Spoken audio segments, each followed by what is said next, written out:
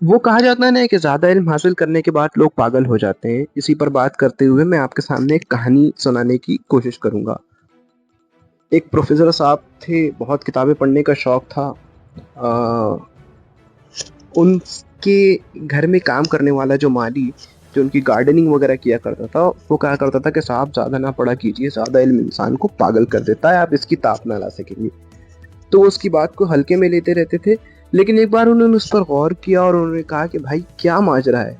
तो उसने बताया कि हमारे गाँव में एक मास्टर गाँव-गाँव हुआ करते थे और वो बहुत ज़्यादा पढ़ते थे और इल्म की ताप ना ला सके, ज्ञान की ताप ना ला सके और वो पागल हो गए। अब वो लोगों को ईंट उठाकर मारते हैं।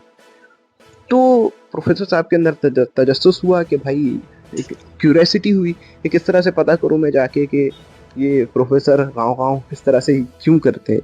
तो उन्होंने पूछा कि तुम्हारे गाँव का एड्रेस कहाँ है? उन्होंने कहा कि भाई गाड़ी तो जा नहीं सकती। तो उन्होंने कहा रेल वग़ैरह कुछ होगी? तो उन्होंने कहा हाँ है, लेकिन उसमें भी बहुत मुश्किलात दरपेश हैं और बहुत मुश्किलों से आप वहाँ पहुँचेंगे। लेकिन प्रोफ़ेसर साहब का तजस्सुस अपनी इंतहा पर था। उन्होंने कहा कि चलो कैसा भी हो, लेकिन मैं तो जाऊँगा वहाँ पर। और उन्होंने बहुत मशक्क़तें पार करते हुए पहुँचे गाँव, अपने माली के। और वहाँ एक बड़े रसूखदार आदमी, शायद सरपंच वग़ैरह था, तो उससे पूछा कि आप मास्टर गाँव-गाँव के बारे में जानते हो क्या? उन्होंने कहा अरे यार वो तो पागल हो गया है बिल्कुल, पहले मास्टरी वग़ैरह किया करता था, अब आजकल पागलों जैसी हरकतें करता है, लोगों को पत्थरें मारता है, बकवास करता है, इस तरह से। तो उन्होंने कहा कि ऐसा क्या है, मैं उनसे मिलना चाहता हूँ। लेकिन वक़्त शाम का हो चुका था, तो मुलाकात गाँव-वाँव साहब से नहीं हो पाई। और फिर दूसरे दिन क्या हुआ कि भाई तमाशाइयों में मतलब तमाशाइयों की तरह ये बात पूरे गाँव में फैल गई थी कि भाई कल को प्रोफ़ेसर गाँव-गाँव साहब से बात करने जाने वाले हैं। तो गाँव के लोग फ्री थे, आए और उन्होंने चारों तरफ से गाँव-गाँव साहब को घेर लिया। मास्टर गाँव-गाँव ने कहा कि बताओ क्या पूछना चाहते हो? तो एक बड़ा जवान, तगड़ा, शक्ल से तो ऐसा लगता था कि ये बहुत समझदार किस्म का होगा, लेकिन वो था नहीं। और उसने जाकर मास्टर साहब से सवाल किया कि मास्टर साहब ये चुड़ैल को किस तरह पकड़ा जाए? तो मास्टर साहब ने कहा कि चुड़ैल वगैरह कुछ नहीं होती मियाँ, ये सब फालतू की बातें हैं। तो उसने कहा कि वो जो कब्रिस्तान वाले झाड़ है उसके नीचे आदमी सोते हुए रात में मर गया, तो उसका क्या माजरा है? तो मास्टर साहब ने कहा कि ये तो कोई बच्चा भी बता सकता है।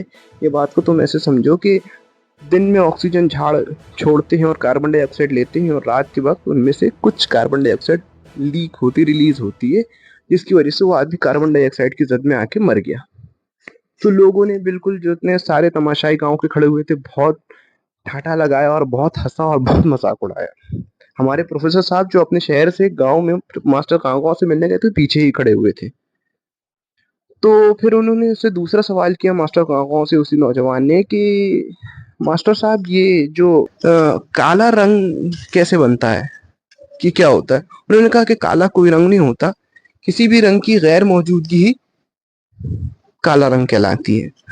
तो लोग हंसने लगे और बहुत मजाक उड़ाया उनका, और उन्हें कहा कि ये तो बिल्कुल ही पागल हो गया है, और जबकि मेरे कल बाल सफेद हुए थे और मैंने आज रंग लगाया तो देखो काला हो गया, और ये कहता है काला रंग कुछ नहीं होता, बल्कि रंग की मौजूदगी ना होना ही काला रंग है। तो बहुत लोगों ने हंसे, बहुत परेशान हुए।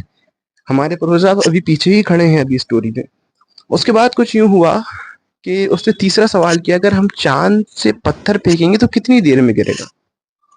तो मास्टर गांव ने जवाब दिया कि मियाँ, चांद जो है वो जमीन के ऊपर नहीं है, बल्कि जमीन की साइड में है।